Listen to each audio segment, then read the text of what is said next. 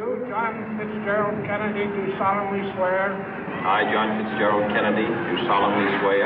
That you will faithfully execute the office of President of the United States. That I will faithfully execute the office of President of the United States. And will, to the best of your ability.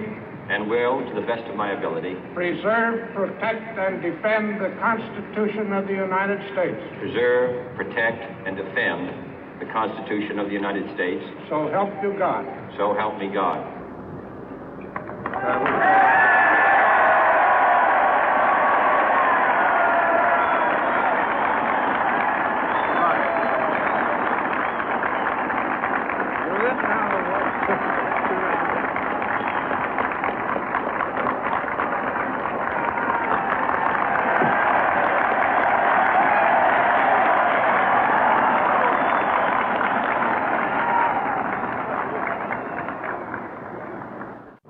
Vice President Johnson, Mr. Speaker, Mr. Chief Justice, President Eisenhower, Vice President Nixon, President Truman, Reverend clergy, fellow citizens.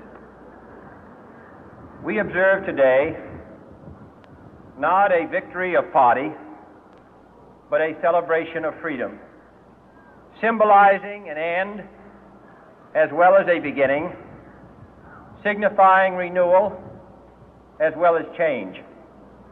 For I have sworn before you and Almighty God the same solemn oath our forebears prescribed nearly a century and 3/4 ago. The world is very different now, for man holds in his mortal hands the power to abolish all forms of human poverty and all forms of human life. And yet the same revolutionary beliefs for which our forebears fought are still at issue around the globe. The belief that the rights of man come not from the generosity of the state, but from the hand of God.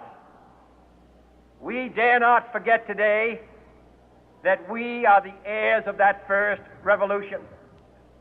Let the word go forth from this time and place to friend and foe alike that the torch has been passed to a new generation of Americans born in this century, tempered by war, disciplined by a hard and bitter peace, proud of our ancient heritage, and unwilling to witness or permit the slow undoing of those human rights to which this nation has always been committed and to which we are committed today at home and around the world.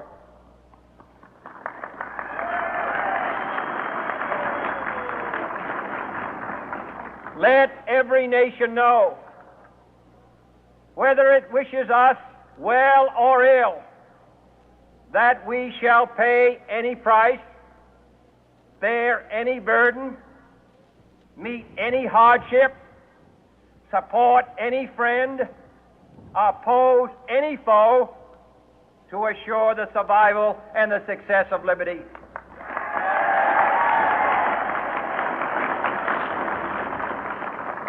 This much we pledge and more.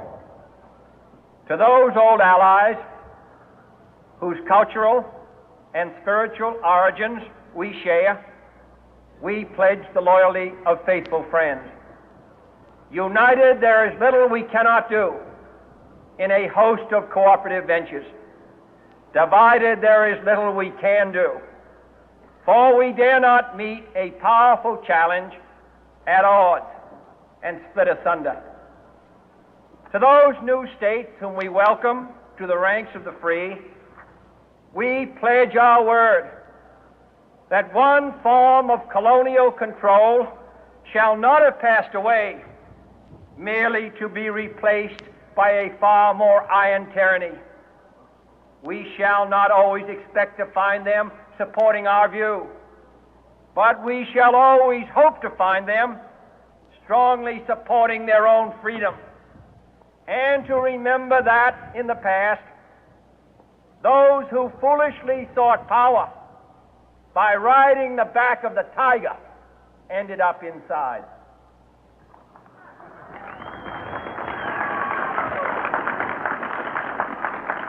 To those people in the huts and villages of half the globe struggling to break the bonds of mass misery, we pledge our best efforts to help them help themselves for whatever period is required, not because the communists may be doing it, not because we seek their votes, but because it is right.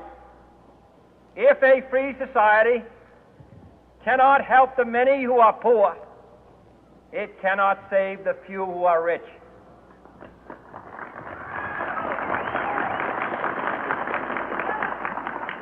To our sister republics south of our border, we offer a special pledge to convert our good words into good deeds, in a new alliance for progress, to assist free men and free governments in casting off the chains of poverty.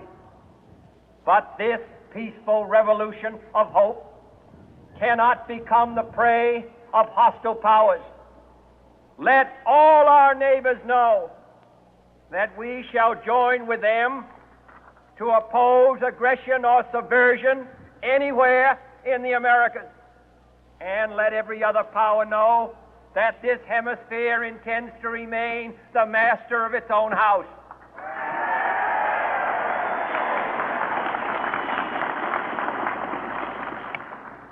To that world assembly of sovereign states, the United Nations, our last best hope, in an age where the instruments of war have far outpaced the instruments of peace, we renew our pledge of support to prevent it from becoming merely a forum for invective, to strengthen its shield of the new and the weak, and to enlarge the area in which its writ may run.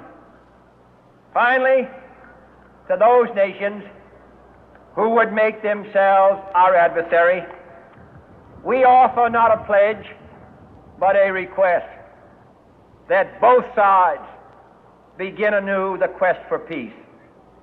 Before the dark powers of destruction, unleashed by science, engulf all humanity in planned or accidental self-destruction, we dare not tempt them with weakness, for only when our arms are sufficient beyond doubt can we be certain beyond doubt that they will never be employed.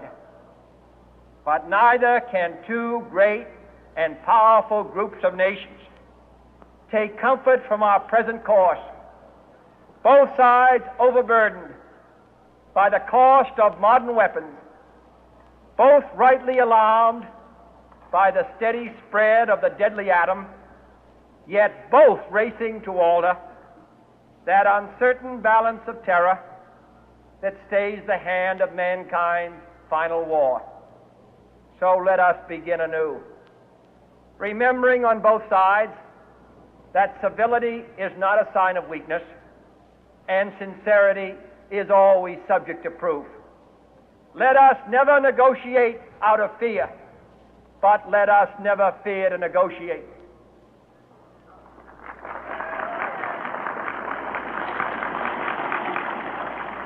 Let both sides explore what problems unite us, instead of belaboring those problems which divide us. Let both sides, for the first time, formulate serious and precise proposals for the inspection and control of arms, and bring the absolute power to destroy other nations under the absolute control of all nations.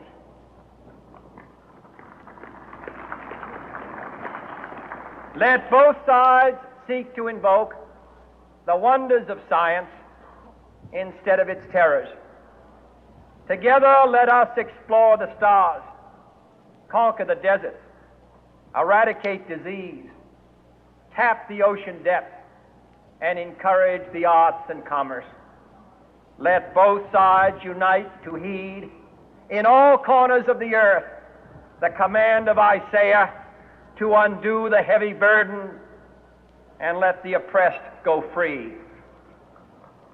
And if a beachhead of cooperation may push back the jungle of suspicion, let both sides join in creating a new endeavor, not a new balance of power, but a new world of law, where the strong are just and the weak secure and the peace preserved.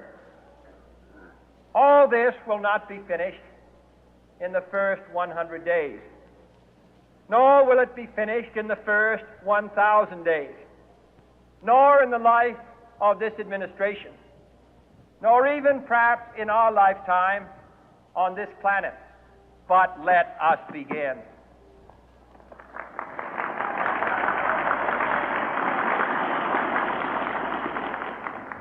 In your hands, my fellow citizens, more than mine, will rest the final success or failure of our course. Since this country was founded, each generation of Americans has been summoned to give testimony to its national loyalty. The graves of young Americans who answered the call to service surround the globe. Now the trumpet summons us again, not as a call to bear arms, though arms we need, not as a call to battle, though in battle we are, but a call to bear the burden of a long twilight struggle, year in and year out, rejoicing in hope, patient in tribulation, a struggle against the common enemies of man, tyranny, poverty, disease, and war itself. Can we forge against these enemies a grand and global alliance, north and south, east and west, that can assure a more fruitful life for all mankind? Will you join in that historic effort?